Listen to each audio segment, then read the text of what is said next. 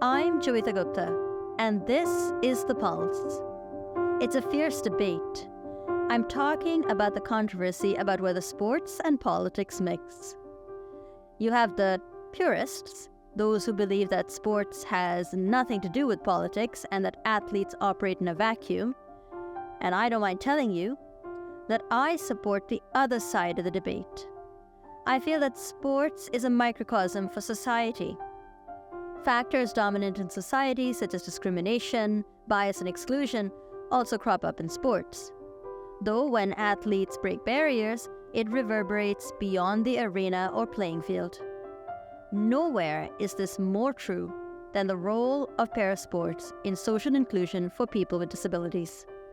Today, we discuss disability, sports, and politics. It's time to put your finger on the pulse.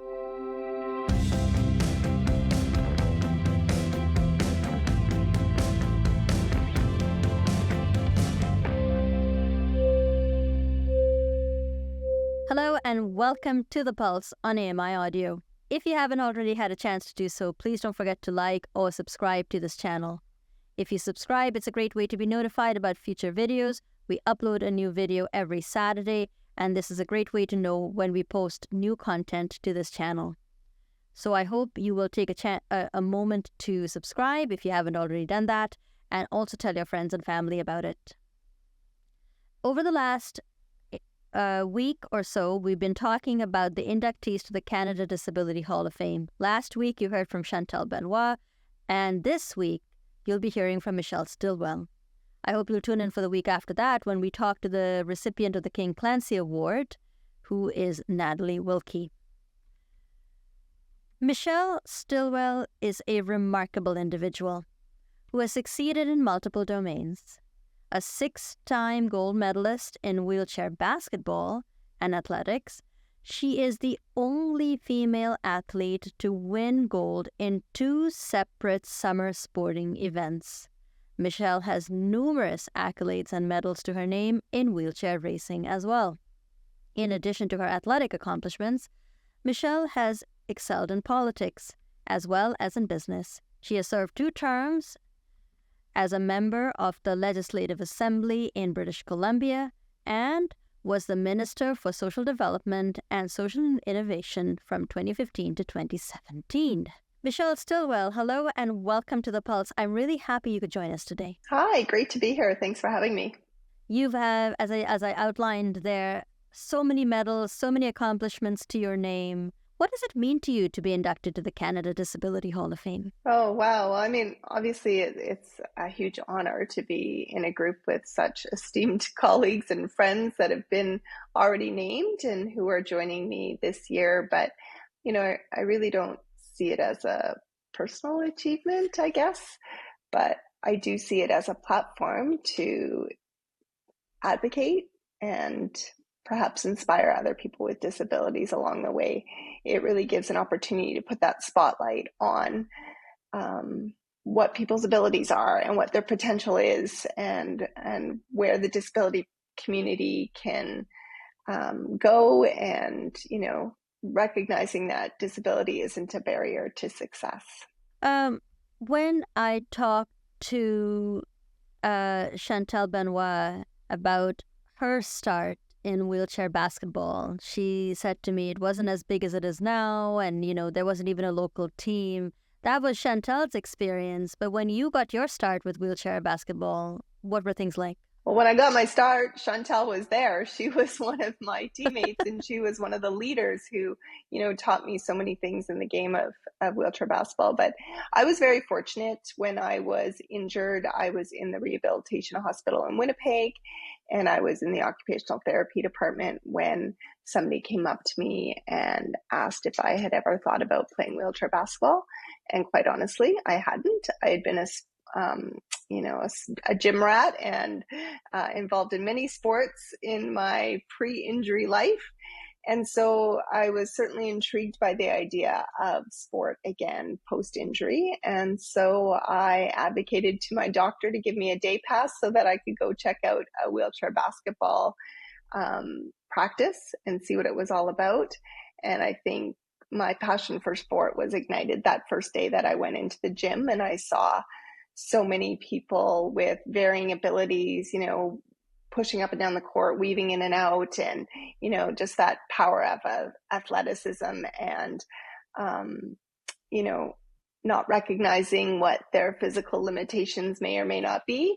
And, acknowledging that also in Canada, we are so blessed to play wheelchair basketball as an integrated sport. So what I saw on the court were people with disabilities playing alongside with able-bodied individuals. And it was such a unique moment. And I was just instantly intrigued, and my competitive nature came out pretty quick. One of the things that a number of athletes tell me, especially when they discover parasport after an injury, is the role that the sport or being able to play a sport has in terms of their recovery and feeling good about themselves and, feeling positive about other aspects of their life as well. Was that the same for you also? For sure. And I mean, if you recognize that's where the Paralympics began, it was post-World War II, where veterans were seen to be able to use sport as an avenue to increase their strength and their ability so that they could do those activities of daily living easier. So I certainly saw that in my rehabilitation, that I could get stronger and that would help me in my day-to-day life. And did you ever think that there will come a day, the not so distant future, from that day when you first saw the game being played on the court, did you ever think there'd be a day when you would represent the country internationally, that you'd win gold medals, that you'd be famous? Absolutely not. That first day in the gym, the coach gave me a basketball and sent me off to a corner. I couldn't even get the ball 3 feet above my head. But, I am super, super competitive, and somebody tells me I can't do something, I'm going to show them how I can, and I'm going to find a way, and I'm going to adapt. And I certainly did those things. Being a quadriplegic and playing wheelchair basketball wasn't typical. It still isn't typical. Most quadriplegics would play a sport like rugby. So I played rugby too.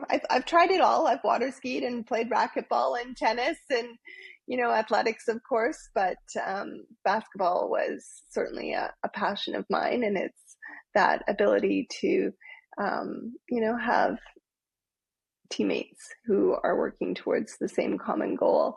Chantel and I had a very unique experience. I came into the team when they were on a winning streak. They hadn't lost a game in a long, long time. So I feel very fortunate to have been able to play with 11 other incredible women who just happen to have a disability of some sort and represent our country. Do you think that your winning streak and the success that you had with wheelchair and basketball helped to make inroads not just for people with disabilities, but also elevated the idea that women could play sport and play it well? Yeah, I think, anytime that we get an opportunity to be out there and show what we're capable of, opens up conversations, opens up people's minds, and breaks down those stereotypes that, we all too often see having an impact in our communities, right? So it's that chance to showcase the talents of these individuals with disabilities. It certainly breaks down barriers and, changes perceptions, and maybe even encourages a more inclusive society, I guess, and maybe values diversity a bit more. Yeah, that makes a lot of sense, right? Because Yeah. people admire their athletes and they look to athletes as change makers. You have the distinction of not just playing wheelchair basketball, but you have a number of medals to your name in wheelchair racing as well. How did that come about? I retired from wheelchair basketball when, after the 2000 games, my husband and I moved to Vancouver Island. And here on the island, there was not really the ability for me to compete at that level. So I was a new mom, and I was just going to focus on motherhood. And, I had accomplished my goals as far as basketball went. And I took up coaching when I was here on the island. And so I was coaching just a local little recreational team speaking of getting people active and, helping them get stronger and helping them in their daily lives. So I was spending my time in the evenings doing that. And I went over to Vancouver for a coaching clinic, and that's where I met Peter Lawless, who became my coach. And he was the one who said, what are you doing playing basketball? You've got really, really fast hands. You should be in track. You'd be really good at track. And I said, no thanks, I'm good. And I wasn't really all that interested, but he did pursue and persist and call me and invite me. And finally I went to a track meet in Duncan and got in a race chair for the first time. And it didn't go so well. I got beat by a 9-year-old boy, and that competitive nature in me said, that's not going to happen again. Yeah, that kicked in again, eh? So Yeah. how much training was involved in learning to be a wheelchair racer? I would imagine it's like a whole other sport, so there must have been a whole other set of skills you had to learn. Certainly, it's a whole new set of skills, but I already had the background from my time as a Paralympic wheelchair basketball player. I knew about perseverance, and I knew about dedication, and I knew how to, put my plan together, execute the plan, and the result would come. So, Peter would tell you that I was a really easy athlete to coach because I already came with those skills, but I did have to learn how to get in and out of the chair, how to steer the chair, how to punch the wheels. In wheelchair racing, you're not actually pushing your wheels, you're punching them. So, it's a whole different set of equipment, and, that comes with its challenges too, because all the equipment that wheelchair athletes use, for every sport, there's different equipment, and it's not cheap. Right? So those are the barriers that most come encounter with. I would like to try a lot of different sports, but you can't have, I personally can't have all the equipment needed to do each and every sport. Yeah, you and most people. Is there a conversation to be had about trying to eliminate some of those barriers? I mean, it would be sad to think that someone who aspired to play parasport couldn't do so for financial reasons. Well, and I think we have lots of grant programs now, and they continue to evolve, and we have great organizations, whether it's the Canadian Paralympic Committee or our local provincial sport organizations. There's places like here in BC, Kootenay Adaptive, that has all sorts of mountain bikes and electric bikes that you can rent and go on adventures with them. So, I mean, it's getting better. There's lots of organizations, but you have to know about them, and you have to know how to find them and get connected to them so that you can be supported by them. Yeah, it's such a long career as first as a wheelchair basketball player and then in wheelchair racing. Do you think back to a single moment? I ask everybody, but do you think back to a single moment which jumps out at you as a bit of a highlight for you? Oh, well, I mean, people always ask me, what was your favorite games, right? I was very fortunate to go to 4 different games, and I actually can't pick one, because the first one, I got to stand on the podium with 11 other amazing women. And then in my second games was Beijing, and I got to stand on the podium and hear O Canada play for me because of the accomplishment I did and for the work that I put in as an individual athlete. So that was pretty incredible. Then we went to London, and London was just kind of epic, to be honest, right? The crowds were incredible. The media had really embraced the Paralympic movement, and suddenly we weren't so much the afterthought, we were the equal thought to the Olympics, and we were getting just as much recognition, and the sponsorships were there, and we were getting support, and people were interested in learning about the different sports in itself, and so we had fans, and it was, and then of course Rio was my last games, and I knew going in that they were going to be my last games. So they all hold something a little bit special.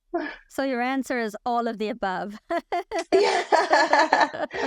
Yeah, I'm not very good at picking favorites. Oh, for no, sure. that's it would have been around the time of the London Games that you dipped your toe into politics. When why did you decide that you wanted to get involved with with politics? Because you had a pretty full calendar as it is, I would imagine. Yep. And I wouldn't say I really decided to, put my toe. I mean, eventually I did decide, but I was recruited. I was, invited. I was certainly encouraged, from my role in the community, for my advocacy within supporting people with or advocating for people with disabilities, and especially those with special needs.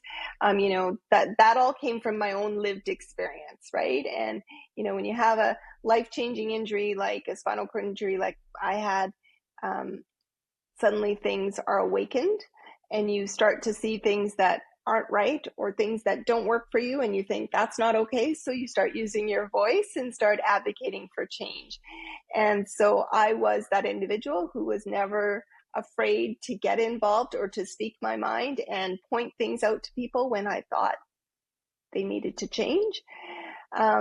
So yeah, I was encouraged to run. It took a fair bit of convincing for me to say, okay, I will put my name on a ballot. And quite honestly, the first time I put my name on the ballot back in 2013, I didn't think I was going to win, because I thought, who's going to elect me? Why would they elect me? And I got the question. Your opening statement was talking about politics and sport.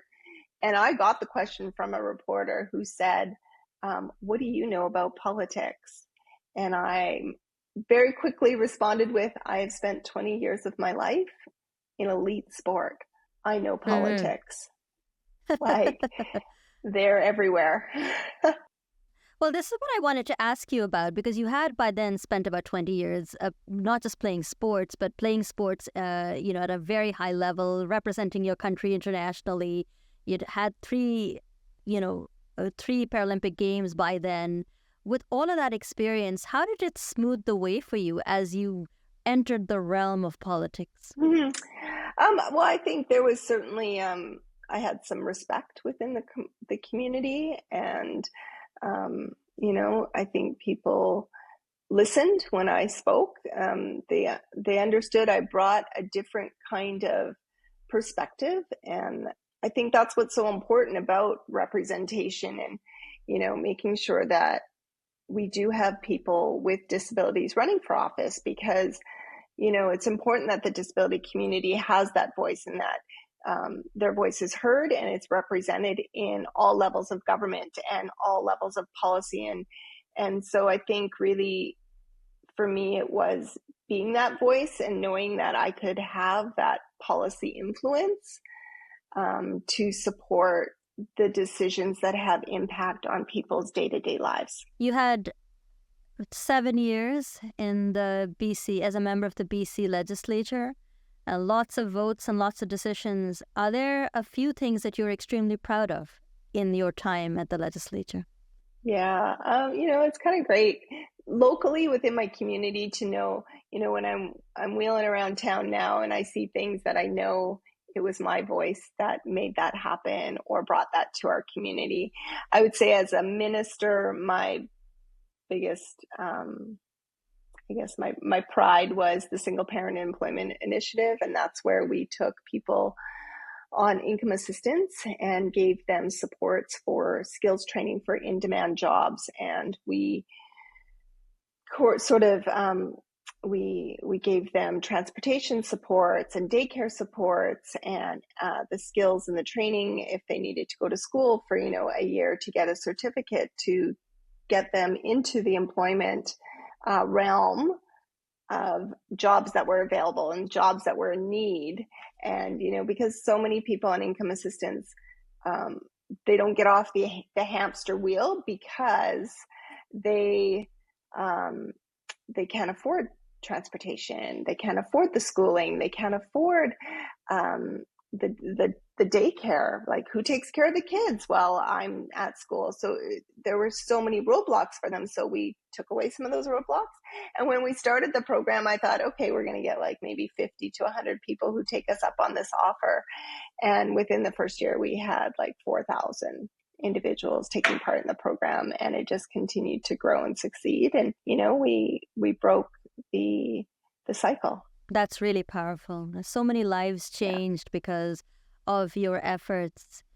Is there something you wish you had done differently in your time in office? Yeah, always, right? There's always 2020 hindsight. I think if I could go back, knowing what I learned over those 7-8 years, and start off with that knowledge and understanding of how government works and how you move things forward and who you need to connect with and how you make it happen, I would have been far more productive. But honestly, when you don't have that experience, you're learning. It takes a while to get the things that you want to see done across the line. So, I mean, it's that conversation that we often hear, should there be term limits? And I firmly believe that individuals need 3 terms, because the first year you're just trying to figure out where the washroom is. And then the second year you finally got a plan and you know what you want to get done and you want to see it happen.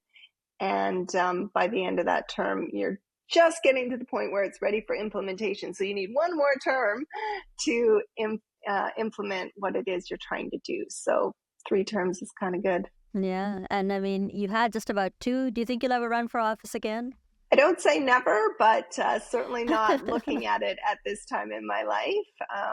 There's lots of other things that I'm involved in now, and they are still in some ways, shapes and forms political, serving on various boards and sitting on various committees and advocating in other ways. It's just doesn't come with a paycheck the same way. Yeah. There's so much has changed in Canada in terms of disability representation. We think about the Accessible Canada Act and how much of a turning point that has been. When you look back on the evolution of disability rights and inclusion in this country, how do you feel? Do you feel optimistic? Do you feel that there's more that needs to be done? Absolutely more that needs to be done. I think we can have hope with the progress that we've made. I think, there's obviously increased accessibility, there's increased awareness, we're having conversations, but there's so much more room for improvement. And especially my what do I say? How do I say it? I guess the bee in my bonnet these days is employment opportunities for people with disabilities, and especially neurodiverse individuals. And that stems from having a son who lives on the autism spectrum. So, it's constantly breaking down those attitudinal barriers and, making or hoping to encourage business owners. And even in the public sector, we need to do far better job of employing people with disabilities and giving them that opportunity that will create positive change. I was researching this interview and I was looking at some of the dates and I was thinking, no, wait a minute, I must be making a mistake. Because there were a couple of years when you were a member of the Legislature in BC and you were Minister for Social Development while also being an athlete. Yep. This is a serious question, did you ever get to eat or sleep? Well, it turns out I don't sleep a lot. I still don't sleep a lot. But yeah, it's I'm a pretty effective multitasker. Some people don't believe in multitasking, but I don't sit still, and I've always got things on the go. So I like to be busy, and the more that I'm doing and the more that I can have in my to-do list, the happier I am. If I don't have a big, long, active to-do list, I don't know what to do with myself, to be honest. So. Do you still play basketball? Because that was your first love, and I know you don't compete internationally anymore, but do you still have a chance to play recreationally? Yeah, so actually, my husband and I are coaching Special Olympics basketball here in our community. Oh. Yeah, so I do get to play every week with my Special Olympics athletes, which is lots and lots of fun. So I still get to shoot around a little bit. I still have a basketball hoop outside my house, and my son and I will play. And yeah. Do you think you're also a parent, and you've talked a little bit about your son. If you had to think about the next 30 years, where do you hope we'll be in terms of disability inclusion? What's your dream as a parent? Well, my dream for my son is his independence and his ability to be integrated into community where he has friends and he has network and he, feels like he's contributing, but we're not there. And, we have to have people who are open-minded, who are willing to understand how to job carve, right? I think that's the biggest dilemma that we have today, especially we have such a labor shortage everywhere. People are looking for employees, but if the employee maybe doesn't fit all the skills, they don't get hired. And it's short-sighted because, that individual might be able to do 80% of the tasks for that job. And maybe you need to look at another employee to pick up the 20%. And maybe there's that 20% from that employee that you can shift over to the employee with a disability. But it's thinking outside the box. And I hope that we can continue to make inroads for that. If you had to give someone some advice, if you could go back and, think of someone being in the position that you were right after your injuries, facing the prospect of your life completely changed, what advice would you give them? Don't ever be afraid to speak up. I think so many times we're shy. We don't want to be a bother to somebody. We don't want to sound like we're complaining. And it's not that we're complaining. We're just pointing out inadequacies or inefficiencies or sometimes simple things that can make life better for people and not just me. I mean, you think of accessibility when it comes to building ramps and having accessible entrances everywhere. That's not just for somebody who uses a wheelchair. It's for the delivery guy. It's for the mom with a stroller. It's for the senior with a walker, right? Like accessibility helps everybody and makes life better for everyone. Absolutely. The old curb cut phenomena. Michelle Stilwell, thank you so much for joining me today. It was such a pleasure speaking to you. And I'm looking at the clock and the time has just flown right by. It was my pleasure. Thanks again for inviting me. Michelle Stilwell is one of 3 inductees to the Disability Hall of Fame. I hope you'll tune in for next week's episode when we'll be talking to Natalie Wilkie, who is the recipient of the Ken Clancy Award and a podium check at the 30th Canada Disability Hall of Fame luncheon. Well, folks, we have about run out of time here on the program. And again, if you have any feedback on my conversation with Chantal Benoit from last week, or you wanted to chime in with your reflections on my conversation with Michelle Stilwell, please feel free to leave a comment down below if you're listening on YouTube or if you're listening to the podcast. Otherwise, feel free to send us an email, write to feedback@ami.ca. You can give us a call at 1-866-509-4545. That's 1-866-509-4545. Don't forget to leave permission to play the audio on the program. You can also find us on Twitter, or now I guess it's called X, @AMI Audio, and use the hashtag PulseAMI. If you'd like to look me up on Twitter or X, I'm at Joeita Gupta, and I would be very happy to read your comments and listen to your voicemails and, of course, respond to your tweets as well. There are many people who make the Pulse possible every week. Our videographer today has been Ted Cooper. Our video editor is Jordan Steves. Mark Aflalo is our technical producer. Ryan Delahanty is the coordinator for AMI Audio Podcast. And Andy Frank is the manager for AMI Audio. And I've been your host, Joeita Gupta. Thanks so much for listening.